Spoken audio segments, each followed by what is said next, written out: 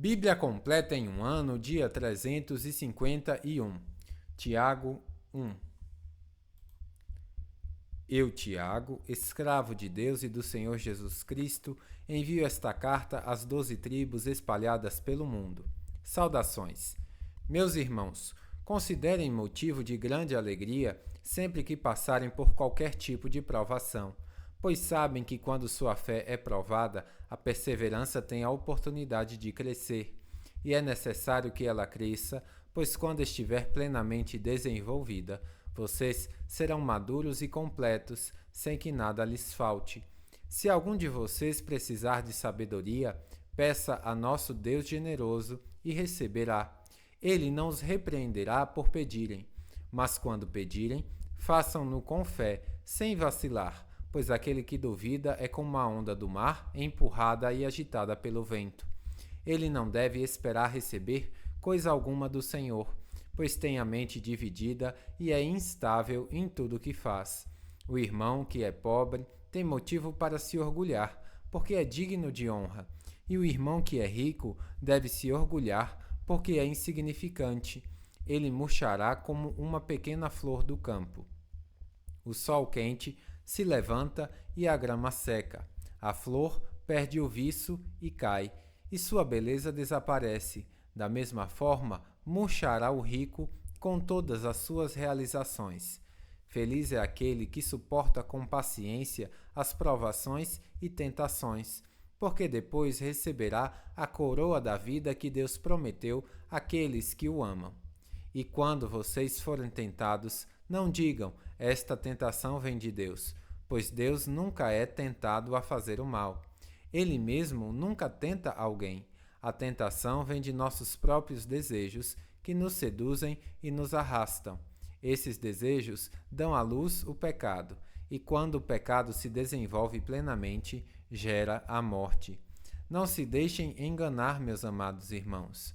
Toda dádiva que é boa e perfeita vem do alto, do Pai que criou as luzes no céu. Nele não há variação nem sombra de mudança. Por sua própria vontade, ele nos gerou por meio de sua palavra verdadeira, e nós, dentre toda a criação, nos tornamos seus primeiros frutos. Entendam isto, meus amados irmãos. Estejam todos prontos para ouvir, mas não se apressem em falar nem em se irar. A ira humana não produz a justiça divina. Portanto, removam toda a impureza e maldade e aceitem humildemente a palavra que lhes foi implantada no coração, pois ela tem poder para salvá-los. Não se limitem, porém, a ouvir a palavra, ponham-na em prática, do contrário, só enganarão a si mesmos. Pois, se ouvirem a palavra e não a praticarem, serão como alguém que olha no espelho, vê a si mesmo, mas, assim que se afasta, esquece como era a sua aparência. Se, contudo, observarem atentamente a lei perfeita que os liberta, perseverarem nela e a puserem em prática, sem esquecer o que ouviram, serão felizes no que fizerem. Se algum de vocês afirma ser religioso, mas não controla a língua, engana a si mesmo e sua religião não tem valor. A religião pura e verdadeira aos olhos de Deus, o Pai, é esta: cuidar dos órfãos e viúvas em suas dificuldades e não se deixar corromper pelo mundo. Tiago 2. Meus irmãos, como podem afirmar que têm fé em nosso glorioso Senhor Jesus Cristo se mostram favorecimento a algumas pessoas? Se, por exemplo, alguém chegar a uma de suas reuniões vestido em roupas elegantes e usando joias caras, e também entrar um pobre com roupas sujas, e vocês derem atenção ao que está bem vestido, dizendo: sente-se aqui nesse lugar especial, mas disserem ao pobre: fique em pé ali, ou sente-se aqui no chão, essa discriminação não mostrará que agem como juízes guiados por motivos perversos? Ouçam, meus amados irmãos, não foi Deus que escolheu os pobres deste mundo para serem ricos na fé? Não são eles os herdeiros do reino prometido, aqueles que o amam? Mas vocês desprezam os pobres. Não são os ricos que oprimem vocês e os arrastam aos tribunais? Não são eles que difamam aquele cujo nome honroso vocês carregam? Sem dúvida, vocês fazem bem quando obedecem à lei do reino, conforme dizem as Escrituras: ame seu próximo como a si mesmo. Mas, se mostram favorecimento a algumas pessoas, cometem pecado e são culpados de transgredir a lei.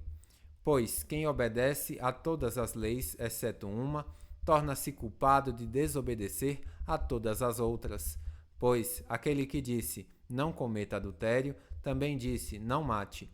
Logo, mesmo que não cometam adultério, se matarem alguém, transgredirão a lei.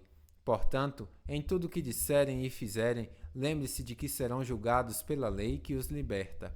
Não haverá misericórdia para quem não tiver demonstrado misericórdia, mas, se forem misericordiosos, haverá misericórdia quando forem julgados. De que adianta, meus irmãos, dizerem que têm fé, se não a demonstram por meio de suas ações? Acaso esse tipo de fé pode salvar alguém? Se um irmão ou irmã necessitar de alimento ou de roupa e vocês disserem, até logo e tenha um bom dia, aqueça-se e coma bem, mas não lhe derem alimento nem roupa, em que isso ajuda? Como veem, a fé por si mesma, a menos que produza boas obras, está morta. Mas alguém pode argumentar: uns têm fé, outros têm obras. Mostre-me sua fé sem obras, e eu pelas minhas obras lhe mostrarei minha fé. Você diz crer que há um único Deus? Muito bem, até os demônios creem nisso e tremem de medo. Quanta insensatez! Vocês não entendem que a fé sem obras é inútil? Não lembram que nosso antepassado Abraão foi declarado justo por suas ações quando ofereceu seu filho Isaque sobre o altar? Como veem, sua fé e suas ações estavam juntas e assim as ações tornaram a fé completa. E aconteceu exatamente como as Escrituras dizem. Abraão creu em Deus e assim foi considerado justo. Ele até foi chamado amigo de Deus. Vejam que somos declarados justos pelo que fazemos e não apenas pela fé. Raabe, a prostituta, é outro exemplo. Ela foi declarada justa por causa de suas ações quando escondeu os mensageiros e os fez sair em segurança por um caminho diferente. Assim como o corpo sem fôlego está morto, também a fé sem obras está morta. Bíblia completa em um ano, final do dia 351.